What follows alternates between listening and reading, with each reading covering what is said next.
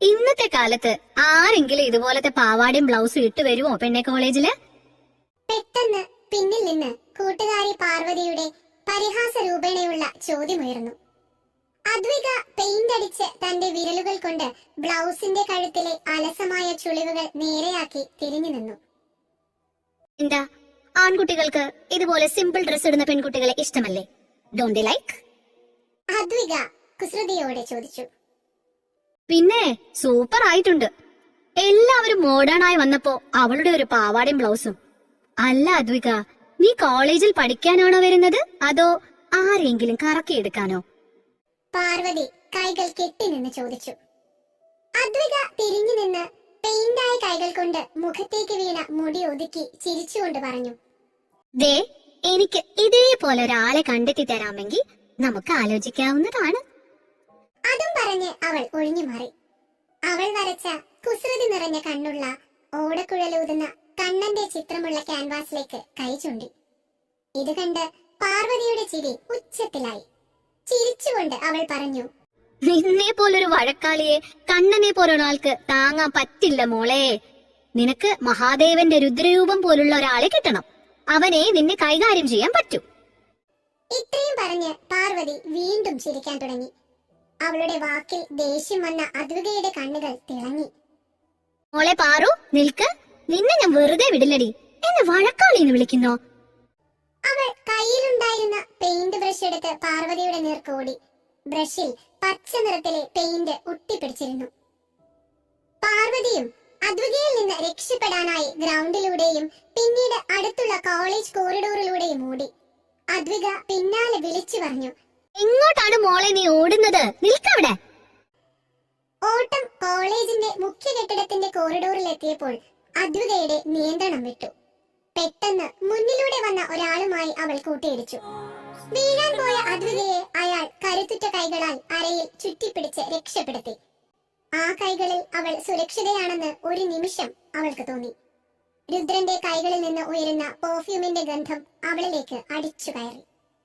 അദ്വിക വീഴാതെ രക്ഷപ്പെട്ടെങ്കിലും അവളുടെ കയ്യിലുണ്ടായിരുന്ന പെയിന്റ് ബ്രഷിൽ നിന്നും കട്ടിയുള്ള പച്ച നിറം അയാളുടെ വെള്ള ഷർട്ടിൽ ഒരു അടയാളം പോലെ പതിഞ്ഞിരുന്നു.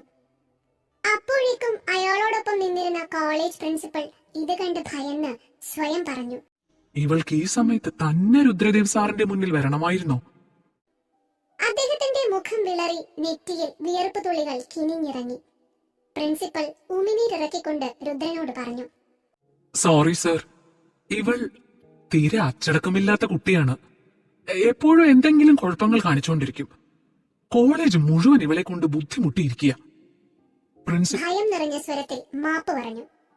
രുദ്രദേവ് ശാന്തനായി. എന്നാൽ അപകടകരമായ മട്ടിൽ കണ്ണിലെ കറുത്ത ഷെയ്ഡ്സ് മാറ്റി. ഷർട്ടിലെ പച്ച നിറം കണ്ട് അയാൾക്ക് ദേഷ്യം വന്നു. ഇതെല്ലാം ചെയ്തു കൂട്ടിയ ആ മുഖം കാണാൻ അവൻ ആഗ്രഹിച്ചു. അദ്വികയുടെ നീളൻ മുടി മുഖത്തേക്ക് വീണിരുന്നതിനാൽ രുദ്രന് അവളുടെ മുഖം വ്യക്തമായി കാണുവാൻ സാധിച്ചില്ല.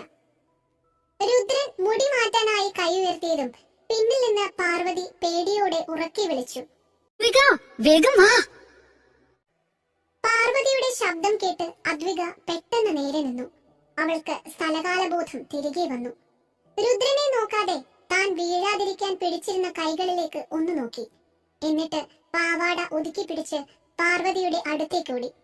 പോകുന്ന വഴി അവൾ തിരിഞ്ഞ് രുദ്രന്റെ നേരെ ഒന്ന് നോക്കി. അതേസമയം തന്നെ രുദ്രന്റെ തീക്ഷണമായ കണ്ണുകൾ അവളുമായി കൂട്ടിമുട്ടി. തന്റെ അവസ്ഥയോർത്ത് രുദ്രന്റെ കണ്ണുകളിൽ കോപം നിറഞ്ഞിരുന്നു. അയാൾ പ്രിൻസിപ്പലിനെ തുറിച്ചു നോക്കി ഗൗരവമുള്ള ശബ്ദത്തിൽ പറഞ്ഞു, കോളേജ് ഡിസിപ്ലിൻ പാലിക്കാത്ത ഇത്തരത്തിലുള്ള കുട്ടികളെ എനിക്ക് ഒട്ടും ഇഷ്ടമല്ല. ഈ പെൺകുട്ടിയെ ഇനി എന്റെ മുന്നിൽ കണ്ടുപോകരുത്. ഇത്രയും പറഞ്ഞ് രുദ്രൻ കോളേജ് ഗ്രൗണ്ടിലേക്ക് നടന്നു. അവിടെ ഒരു സ്റ്റേജ് ഒരുക്കിയിരുന്നു. പുതിയതായി ജോയിൻ ചെയ്യുന്ന പ്രൊഫസർ രുദ്രദേവിനെ സ്വീകരിക്കാനുള്ള ഒരുക്കങ്ങളായിരുന്നു. സ്റ്റേജിൽ വെച്ച് അദ്ദേഹത്തെ ഹാർദവുമായി മാലയിട്ട് സ്വീകരിച്ചു. അതിനുശേഷം പ്രിൻസിപ്പൽ അദ്വിക വരച്ച കണ്ണന്റെ ചിത്രം അദ്ദേഹത്തിന് സമ്മാനിച്ചുകൊണ്ട് പറഞ്ഞു, രുദ്രദേവ് സാർ, ഈ ചിത്രം വരച്ചത് നിങ്ങളുടെ ഷർട്ടിൽ നിറമാക്കിയ ആ പെൺകുട്ടിയാണ്. അവൾക്ക് പഠിക്കുന്നതിനേക്കാൾ ഇഷ്ടം ചിത്രരചനയാണ്. രുദ്രൻ പ്രിൻസിപ്പലിനെ തുറച്ചു നോക്കി. ആ നോട്ടത്തിൽ പ്രിൻസിപ്പൽ നിശബ്ദനായി. രുദ്രൻ ചിത്രം കണ്ടു. അതിന്റെ ഏറ്റവും താഴെ എഴുതിയ പേര് അദ്വിക പ്രതാപ് വർമ്മ.